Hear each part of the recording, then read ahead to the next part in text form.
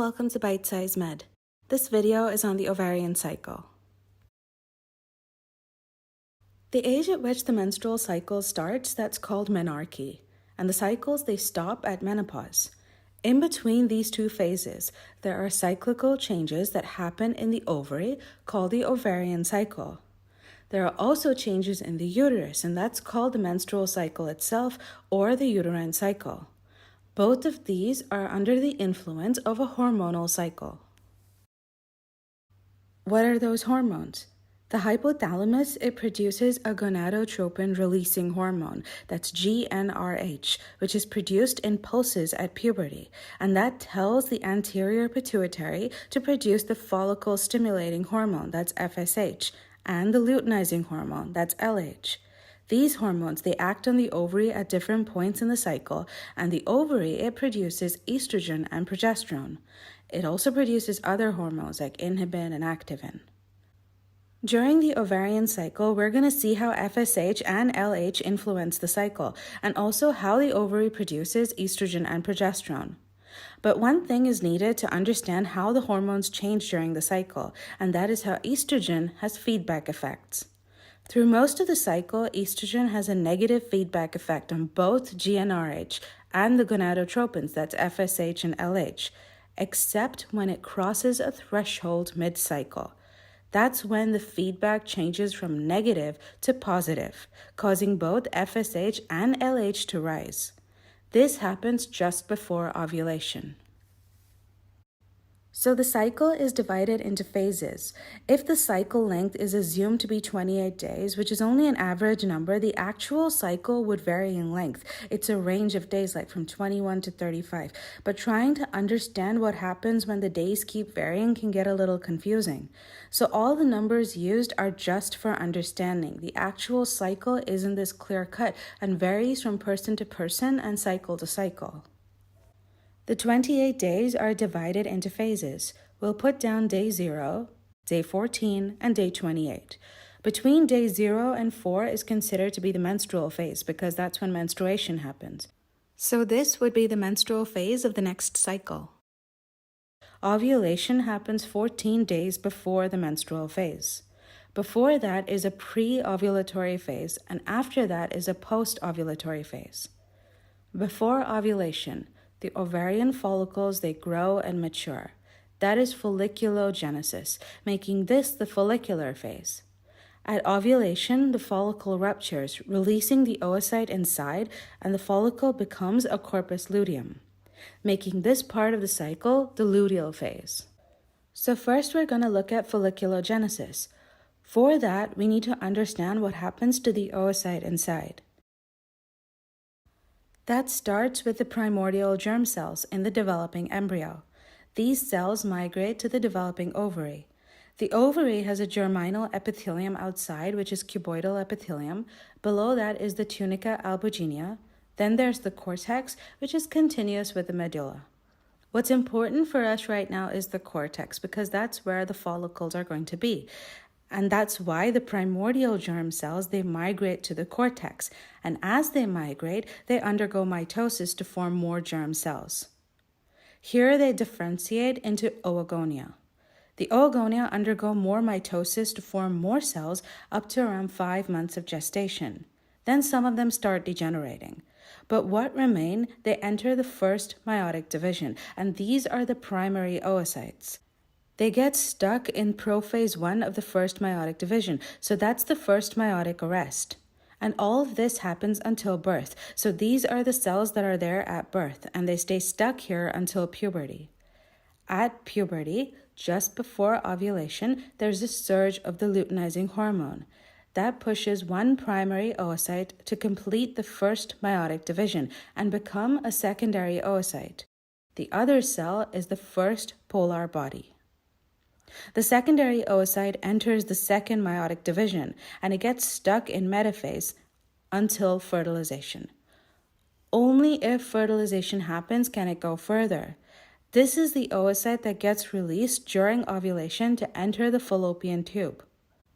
If fertilization happens, then it completes the second meiotic division to become a mature oocyte or an ovum.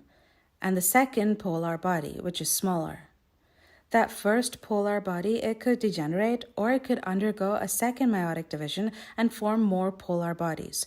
But ultimately, all the polar bodies degenerate and what remains is one functional mature ovum, which is haploid. The germ cell is diploid with 46 chromosomes. That's 2n. By 2 meiotic divisions, that number comes down to half, haploid, n. So the mature oocyte is haploid, because after fertilization, that number will go back up to being diploid again. At birth, these primary oocytes are surrounded by flat epithelial cells. These are the cells that are forming the follicle, and they are the follicular cells. And this whole thing is the primordial follicle. There are lots of these in the cortex at birth. The number of primary oocytes comes down with time. A very small number actually undergo ovulation. Most of them degenerate. So at puberty, some of these primordial follicles, they grow. Those flat cells, they become cuboidal. The cells, they undergo mitosis to form more follicular cells, making it stratified. These are the granulosa cells. The granulosa cells, together with the oocyte, they form a glycoprotein layer around the oocyte. This is called the zona pellucida. This entire structure is the primary follicle or the preantral follicle, and that will make sense in a little while.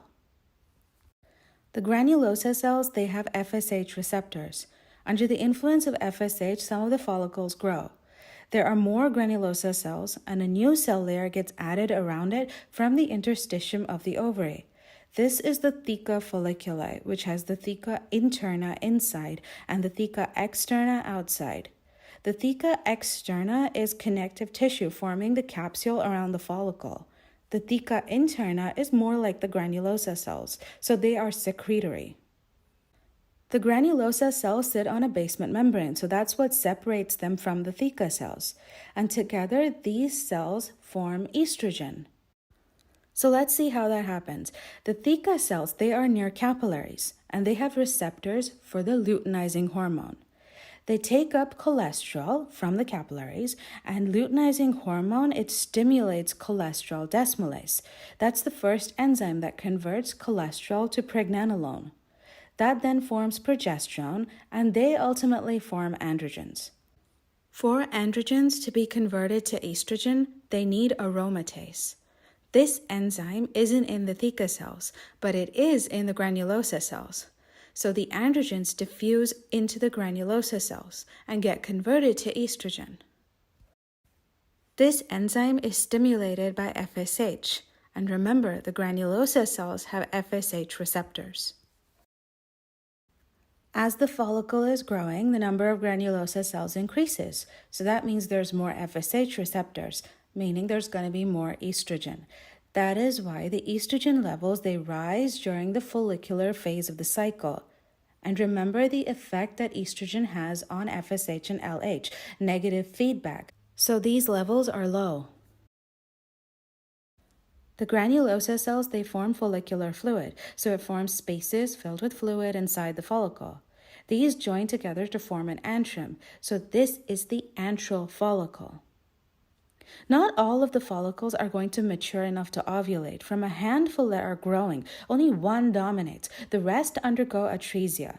That dominant follicle, it grows, so there are lots of cells and a large antrum pushing the oocyte to one pole of the cell. The cells around the oocyte, they form the corona radiata. The cells that connect the oocyte to the follicular wall, they form the cumulus euphorus. For the pre-antral follicle to grow and form an antral follicle, FSH was needed. But for fast growth and maturation that happens afterwards to form the mature follicle, LH is needed as well. Just before ovulation, when the estrogen levels, when they rise enough to cross a threshold, the feedback changes. I mentioned this before, remember, where it becomes positive from negative. So that causes the LH and the FSH to rise. LH by much more, and this is called the LH surge. This surge does a few things. One, it pushes that primary oocyte to complete the first meiotic division and form a secondary oocyte and the first polar body. The secondary oocyte quickly enters the second meiotic division and gets arrested in metaphase. This is the pre-ovulatory follicle or the mature Graafian follicle. Remember, there's only one that reaches this stage. This is the follicle that is going to rupture at ovulation. How does that happen? Again, it's the effect of that LH surge. The capsule of the follicle swells. There are proteolytic enzymes which sort of soften the follicle wall, and there's also more vascularization, so there's more blood, meaning more swelling. The point of impending rupture, that becomes a stigma, and fluid from the antrum starts leaking out through it. Then it ruptures, releasing that oocyte inside along with the granulosa cells around it, called a corona radiata. This gets taken up by the fimbriae, entering the fallopian tube where fertilization may happen or not. So what's left behind? The granulosa and the theca cells.